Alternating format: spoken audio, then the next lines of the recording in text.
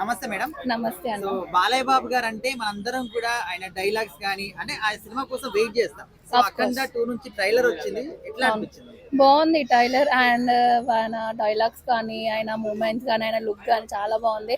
Everything చాలా నచ్చింది. Trailer అయితే బాగుంది. ఆ రిధమ్ ఆయన ఉండే ఒక స్టైల్ న్యూ లుక్ అది నచ్చింది. అంటే సాధారణంగా మనము అఘోరా గెటప్ అంటే బయట చూస్తే భయపడతాం. అఫ్ కోర్స్ భయపడతాం. అఘోరా గెటప్ లో బాలయ్య బాబు గారిని చూస్తే ఎట్లా అనిపించింది? అవును అంటే ఏం అనిపించలేదు, బట్ న్యూ కంటెంట్ అయితే వస్తుంది బయటికి అనేది అనిపించింది. అఖండ 2 లో ఇంకా హిట్ అని ఫిక్స్ అయిపోయినాం. ఇంకా అంటే బాలయ్య బాబు గారు అంటే మనం ఎక్స్పెక్ట్ చేసేది డైలాగ్ డెలివరీ.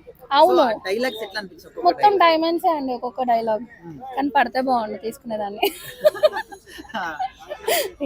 ఓకే, పార్ట్ 1 చూసారా మీరు అఖండ? లేదు చూడలేదు. అంటే కొన్ని క్లిప్స్ వస్తా ఉంటాయి కదా, సో అవి చూసా, మూవీ చూడలేదు. అంటే కంప్లీట్ గా ఇది హైందవ ధర్మానికి సంబంధించిన మూవీ లెక్క అనిపిస్తుంది. అవును. సో నార్త్ సైడ్ పీపుల్ ని ఆకట్టుకుంటుంది అనుకుంటున్నాను.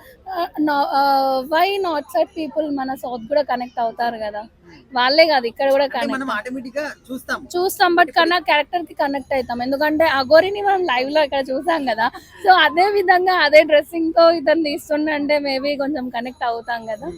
సో తమన్ గారి మ్యూజిక్ బీజిఎం ఎట్లా అనిపించింది? Next level. అసలు తన గురించి చెప్పాల్సిన అవసరం లేదు. తను ఏ మ్యూజిక్ గానీ అన్ని మొత్తం హిట్ ఇంకా ఏ సినిమాకి ఇచ్చినా హిట్. సో ఓవరాల్ గా బాలయ్య బాబు గారి గురించి చెప్పాలంటే ఏం చెప్తారు? ఆయన యాక్టింగ్ గురించి, డైలాగ్స్ గురించి? అన్నిట్లా అంటే 1 word తో చెప్పేస్తే ఇనఫా. జై బాలయ్య. చాలా బాగుంది. ఆ విఎఫ్ఎక్స్ గ్రాఫిక్స్ కానీ, సౌండ్స్ కానీ, ఆ పిక్చరైజింగ్ కానీ అంతా చాలా అద్భుతంగా ఉంది. ఆ ఘోర పాత్రలో కూడా బాలయ్య చాలా అద్భుతంగా నటించారు. డైలాగ్స్ కూడా చాలా బాగున్నాయి, మంచి వైబ్రేషన్తో ఉంది. సక్సెస్ అవుతుంది చాలా అద్భుతంగా ఉన్నాయి. విజువల్ ఎఫెక్ట్స్ కానీ, సౌండ్స్ కానీ, ఆ డిటిఎస్ కానీ ఇంకా థియేటర్లో చూస్తే ఇంకా అద్భుతంగా ఉంటుంది అనుకుంటున్నాను. చాలా బాగుంది. ఫస్ట్ హాఫ్ లో కూడా చాలా అద్భుతంగా ఉంది సౌండ్. చెప్పారు కదా సౌండ్స్ బాక్స్ పగిలిపోయాయని అంటున్నారు. అలాగే ఇది కూడా అద్భుతంగా సౌండ్స్ కానీ, బాగా విజువల్ ఎఫెక్ట్స్ కానీ అన్ని చాలా బాగున్నాయి.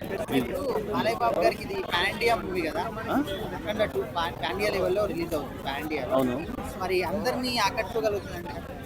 ఖచ్చితంగా అండి.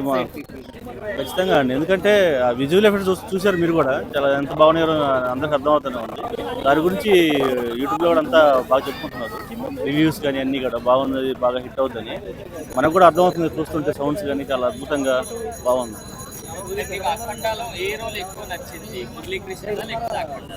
మురళీకృష్ణ వచ్చేసి ఫైట్స్ అవి చాలా బాగుండేది, స్టైలిష్గా బాగా పిక్చరైజ్ చేశారు ఫైట్స్ కానీ అంతా కూడా. అలాగే అఘోర పాత్రలో కూడా ఆ మ్యూజిక్ తగ్గట్టుగా ఆ మ్యూజిక్ కానీ చాలా బాగా పిక్చరైజ్ చేశారు. అఖండ 2 ట్రైలరు మన పరమశివుని ఉపాసకుని లెక్క ఆ బాలకృష్ణ గారు సాధువులు పరమశివుని తత్వాన్ని బోధించే వాళ్ళలాగా అనిపించింది. కానీ బాగుంది. మన సనాతన ధర్మం, హిందూ ధర్మాన్ని కాపాడే విధంగా ఆ ట్రైలర్ ఉంది. మనం కూడా హిందూ ధర్మానికి సంబంధించిన సినిమాలు కూడా చూడాల్సిన బాధ్యత కూడా ఉంది. మనమా సినిమాల గురించి అడుగుతున్నారా మీరు? సినిమా గురించి, అఖండ సినిమా గురించి అడిగితే చెప్తాను. మనం అంటే జనాలు ఎవరి ఇష్టం వారు అని ఆ ట్రైలరులో కనిపించింది. కాబట్టి హిందూ సనాతన ధర్మాన్ని అతను చూపించాడు. మన ధర్మాన్ని ఎలా కాపాడాలని అతను చెప్పింది. అంతకుముందు అఖండలో కూడా చెప్పాడు కదా. అఖండ 2లో కూడా లుక్స్ బాగానే ఉందమ్మా. సినిమా బాగానే ఉంటుందని కోరుకుంటున్నా. లుక్సా అంటే ఓన్లీ ట్రైలర్ చూసాం కదా. ఆ సాధువు ట్రైలర్లో ఉన్నాడు, ఒక పరమశివుని ఉపాసకునిగా ఉన్నాడు, అదే చూసాం అంతే. శివుడి సాంగ్ నేను చూడలేదమ్మా. ఇప్పుడు మీకు ఏ రోల్ అంటే ఇష్టం? మురళీకృష్ణ లేకపోతే అఖండ? మురళీకృష్ణ లేకపోతే అఖండ? రోల్స్ ఇద్దరు ఉన్నారు కదా బాలయ్య బాబు, మీకు ఎవరు ఇష్టం? అఖండలో అంటే ఇప్పుడు బాలకృష్ణది అదే సాధువు ఉన్నది కదా, పరమశివుంది అది. ఇది కొత్త లుక్ అంటే యంగ్ హీరోది. అది అంటే అక్కడ చూపించిన దాన్ని బట్టి ఉన్నదని అనుకుంటున్నా నేను. అన్న అఖండ 2 ట్రైలర్ ఎట్లా ఉంది అన్న? బాలయ్య ఎక్కడ ఉన్నాడో కనపడతలేదు అన్న. బాలయ్య గుళ్ళన్నీ తిరుగుతున్నారని మొన్న ఈ మధ్య ఎక్కిరెత్తున్నారు. ఎందుకు బాలయ్య సినిమా అయిపోయింది కానీ ఇంట్లో కామ్గా ఉండలేదు అనుకున్నాను. గుళ్ళకి ఎందుకు తిరుగుతున్నాడో అనుకున్నాను. కానీ నిన్న బాలయ్య బాబు డైలాగ్, ఒక్కొక్క డైలాగ్ ఏంటంటే అన్న బాబా బాబా నరాలు కాదన్న, మొత్తం పులకరించిపోతుందన్న ఇల్లు. బాబా ఫుల్ హ్యాపీ అన్న. యూపీ మొత్తం అఖండ తాండవం ఆడబోతుంది. తెలుగోడే జై బాలయ్య అన్నాడు నిన్నటి దాకా, కానీ భారతదేశంలో యూపీ కంట్రీ మొత్తం మొన్నటిదాకా యోగిని ఎలా తలుచుకున్నారో రేపటి నుంచి జై బాలయ్య జై బాలయ్య అనబోతుంది రేపు యూపీ కంట్రీ. సూపర్ అన్న. కుంభమేళ చూడలేదని బాధపడ్డాం, రేపు 5వ తారీఖు మహా కుంభమేళ చూడబోతున్నాం అన్న. ప్రపంచం మొత్తం నిశ్శబ్దం కాబోతుంది బాలయ్య బాబు గారి డైలాగుతో. సూపర్ అన్న, సూపర్. లుక్స్ తగ్గేదే లేదన్న. ముఖ్యంగా తమన్ గారికి, వెనకమాల మ్యూజిక్ కి అబ్బా సూపర్ అన్న. మన బాలయ్య గారు ఎత్తలేకపోతే ఈయనేంద్ర బాబు బాలయ్య ఆయన ఎత్తుతున్నాడు ఏంద్రా అని బాధపడ్డా, కానీ ఈ రోజు బాలయ్య ఎందుకు ఎత్తలేదా అని ఫీల్ అవుతున్నాం అన్న. ఎత్తుండాల్సింది బాలయ్య బాబు గారు. చాలా కొద్దిగా బాధ వేస్తుంది. ఎత్తినట్టయితే ఫుల్ హ్యాపీ అనిపించేది ఈ రోజు. సూపర్ అన్న. బాలయ్య ఇంకో మూడో బాలయ్య, శివుడు మూడో కన్ను తెరిచాడు, మూడో బాలయ్య ఉన్నాడా అనే ఫీలింగ్ కలిగింది. ఉంటే ఇంకా సినిమా రూపురేఖలే మారిపోతాయి. ఉండాడో లేదో కొద్దిగా డౌట్.